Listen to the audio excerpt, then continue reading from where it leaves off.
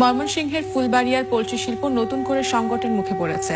অজ্ঞাত মড়কে উজাড় হয়ে যাচ্ছে খামারের পর খামার। বহু খামারই সর্বশান্ত হতে বসেছে। শেখ মহিউদ্দিনকে সঙ্গে নিয়ে রাসেল শাহের ক্যামেরায় সরেজমিন রিপোর্টে আলোচনা আছেন জহির মুন্না।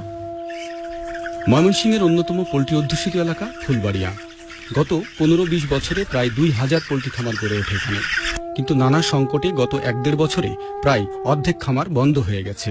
যেগুলো কোনো রকম চালু ছিল সেখানে এবার মরার উপর খাড়ার ঘা হয়ে এসেছে অজানা এক রোগ।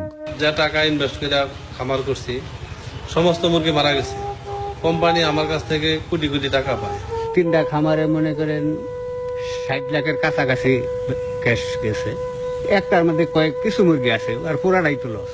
কি রোগ হচ্ছে মুরগিতে, এটার কোনো চিকিৎসা কেউ দিতে পারতেছে না। লাগাতার লোকসান আর বিপর্যয়ে খামারিরা হয়ে পড়েছেন দিশেহারা। একজন 10 লাখ 15-20 লাখ টাকা করে ঋণগ্রস্ত। টোটাল জীবিকা নির্বাহ একদম স্থবির হয়ে গেছে।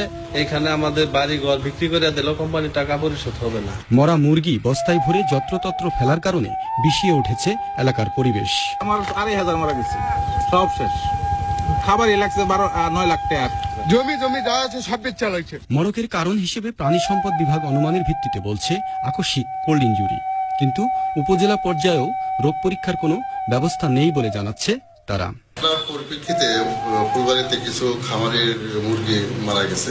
উপজেলা লেভেলে কোনো তাৎক্ষণিকভাবে ল্যাব টেস্ট করার জন্য কোনো ফ্যাসিলিটিস নাই। এই জন্য আমরা মুরগির পোস্টমর্টমের জন্য আমরা ল্যাবে পাঠাইছি। কতগুলো মারা গেছে? 2700। সব। এসব ক্ষেত্রে মৃত মুরগির পোস্টমর্টেম ও মৃত্যুর কারণ নিরূপণ করাটা জরুরি, অথচ উপজেলা পর্যায়ে এ ধরনের কোনো ল্যাবরেটরির ব্যবস্থা নেই। ভুক্তভোগীরা বলছেন সরকার অতি দ্রুত তাদের এই সংকট নিরূপণে ব্যবস্থা গ্রহণ করুক। সোয়াইটপুর, ফুলবাড়িয়া, ময়মনসিংহ থেকে জহির মুন্না, চ্যানেল আই।